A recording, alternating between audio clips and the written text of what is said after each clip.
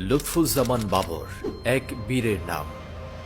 লুৎফুজ্জামান বাবর, যাকে আমরা বেশিরভাগ মানুষই উই আর লুকিং ফর শত্রুজ এই ভাইরাল ডায়লগের মাধ্যমে চিনি, কেউই বা তাকে ৭ বোনের এক ভাই উপাধির মাধ্যমেও চেনে। আবার কারো কাছে লুৎফুজ্জামান বাবর এক সাহসী বীরের নাম। অন্যদিকে ভারতের জন্য আবার লুৎফুজ্জামান বাবর এক আতঙ্কের নাম। আবার বাংলাদেশের র্যাবের প্রতিষ্ঠাতা ও ক্রস ফায়ারের জনক বলেও পরিচিত বাংলার বাঘ লুৎফুজ্জামান বাবর। তবে কে এই লুৎফুজ্জামান বাবর? কি তার আসল পরিচয়? কেনই বা ভারত লুৎফুজ্জামান বাবরকে আতঙ্কের চোখে দেখে? তো চলুন বন্ধুরা, আজকের এই ভিডিওর মাধ্যমে আমরা লুৎফুজ্জামান বাবরের জীবন থেকে ঘুরে আসি এবং জেনে নিই কেন মানুষ তাকে বাংলার বাঘ মনে করে। চলুন প্রথমে জেনে নিই লুৎফুজ্জামান বাবরের প্রাথমিক জীবন সম্পর্কে। লুৎফুজ্জামান বাবরের বাবা কে লুৎফুর রহমান ছিলেন বাংলাদেশ পুলিশের সিনিয়র অফিসার, যিনি তৎকালীন রাষ্ট্রপতি জিয়াউর রহমানের নিরাপত্তা বাহিনীর দলের একজন ছিলেন। সেই হিসেবে জিয়াউর রহমান ও তার স্ত্রী খালেদা জিয়ার সাথে তার ব্যক্তিগত পরিচয় ছিল।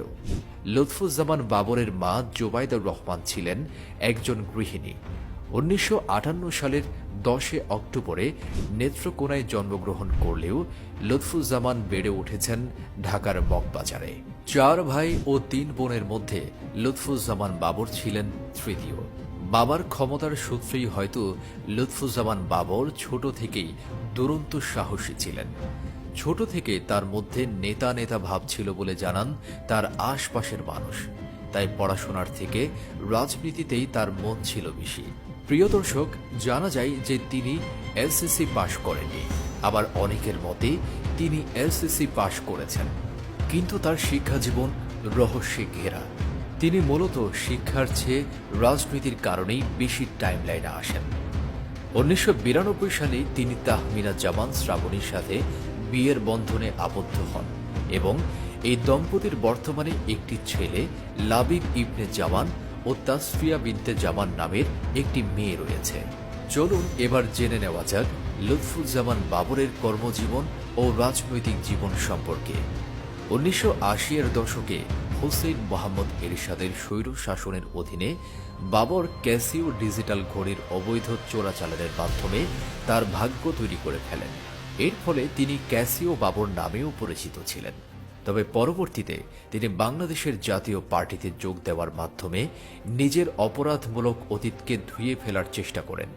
১৯৯১ সালে প্রথমবারের মতো তিনি পঞ্চম জাতীয় সংসদ নির্বাচনে স্বতন্ত্র প্রার্থী হিসেবে আনারস প্রতীক নিয়ে নেত্রকোনা ৪ আসন থেকে সংসদ সদস্য নির্বাচিত হন।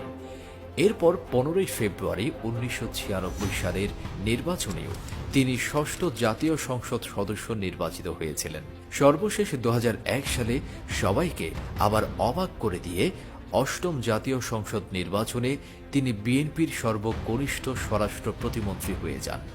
২০০১ সালে বিএনপির নেতৃত্বাধীন জোট বাংলাদেশে সরকার গঠন করার পর যে কয়েকজন ব্যক্তি প্রবল ক্ষমতাবান হয়ে ওঠেন, তাদের মধ্যে লুৎফুজ্জামান বাবর ছিলেন অন্যতম।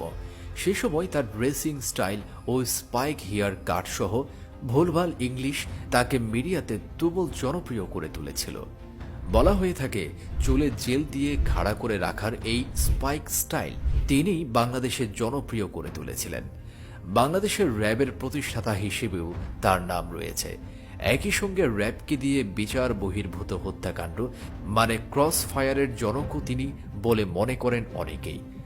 মনে করা হয় যে বিএনপির নেত্রী খালেদা জিয়া ও তার বড় ছেলে তারেক রহমানের সাথে ঘনিষ্ঠতাই ছিল লুৎফুজ্জামান বাবরের ক্ষমতাবান হয়ে ওঠার মূল ভিত্তি, আর এভাবেই তার রাজনীতি জীবনের অগ্রগতি চলতে থাকে। তবে ২০০৪ সালে ভারতের 7 সিস্টারে 10 ট্রাক অস্ত্র, গোলা বারুদ, রকেটের লঞ্চার সাপ্লাই দেওয়ার মামলায় আটকে পড়েন লুৎফুজ্জামান বাবর। এটি ছিল বাংলাদেশের ইতিহাসে সর্ববৃহৎ অস্ত্র ও গোলা বারুদের চালান। এই অস্ত্রের মূল্য তখন প্রায় ২৭,০০০ কোটি টাকা ছিল। একবার ভেবে দেখুন তো, তখন যদি তিনি এই অস্ত্রগুলো সেভেন সিস্টারে পৌঁছাতে সক্ষম হতো তাহলে ভারতের কি অবস্থা হতো।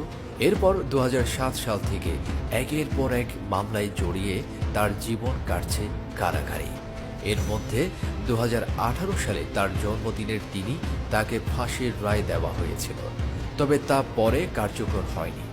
এরপর দুর্নীতির মামলায় 12ই অক্টোবর 2021-এ আরও 4 বছরের কারাদণ্ড দেওয়া হয়েছিল লুৎফুজ্জামান বাবরকে, যা থেকে 2004 সালের অক্টোবরে তিনি খালাস পান। এরপর 2024 সালের 4 সেপ্টেম্বর সিলেটে 4টি মামলায় জামিন শুনানির আবেদন করেন লুৎফুজ্জামান বাবরের আইনজীবীরা। বিচারক 11ই সেপ্টেম্বর জামিনের শুনানির দিন ধার্য করেন। পরে 13ই সেপ্টেম্বর সাবেক অর্থমন্ত্রী শাহ এএমএস কিবরিয়া হত্যার 2টি মামলা এবং সাবেক রেলমন্ত্রী সুরঞ্জিত হত্যা চেষ্টা সংক্রান্ত 2টি মামলায় বাবরকে জামিন দেওয়া হয়। এরপর 14ই জানুয়ারি 2025-এ হাইকোর্টে 10 ট্রাক অস্ত্র ও গোলাবারুদ সংক্রান্ত আরেকটি মামলায় লুৎফুজ্জামান বাবরকে জামিন দেন। অবশেষে 2025 সালের 16ই জানুয়ারি প্রায় 17 বছর পর সকল মামলা থেকে অব্যাহতি পেয়ে তিনি মুক্ত বাতাসে বের হয়ে আসেন। মুক্তি পাবার আগে থেকেই তাকে নিয়ে সোশ্যাল মিডিয়াগুলোতে চলছে তুমুল ঝড়, কেননা তিনি একাই ভারতে যেই পরিমাণ অস্থিতিশীল পরিস্থিতি তৈরি করেছিলেন তা চীন ও পাকিস্তান মিলেও এখন পর্যন্ত করতে পারেনি। আর এই জন্যই তাকে ভারতের আতঙ্ক কিংবা থ্রেট হিসেবে ধরা হয়। মূলত সেভেন সিস্টার, যা কিনা ভারতের অরুণাচল প্রদেশ, আসাম, ত্রিপুরা, নাগাল্যান্ড, মণিপুর, মিজোরাম ও মেঘালয় রাজ্য, এই 7 রাজ্যকে একত্রে সেভেন সিস্টার্স বলা হয়। তখন সেভেন সিস্টার ভারত থেকে আলাদা হতে চাচ্ছিল, নিজেদের একটি স্বাধীন রাষ্ট্র হিসেবে গড়ে তুলতে চেয়েছিল। আর এতে লুৎফুজ্জামান বাবর সেভেন সিস্টার্সকে সাহায্য করে, যার ফলে তাকে 7 বোনের এক ভাই উপাধিটি দেওয়া হয়। লুৎফুজ্জামান বাবর সেভেন সিস্টার্সে বিদ্রোহী দল বানিয়ে দিয়ে ভারতে অস্থিতিশীল পরিস্থিতি তৈরি করেছিলেন। প্রিয় দর্শক, চীন পাকিস্তান মিলে ভারতকে যতটুকু ক্ষতি করতে পারেনি তার চেয়ে বেশি লুৎফুজ্জামান বাবর একাই করেছিলেন। তিনি সরাসরি ভারতের উপর হুমকি ছুড়ে দিয়েছিলেন, যা বাংলাদেশের অন্য কেউ কখনোই করতে পারেনি।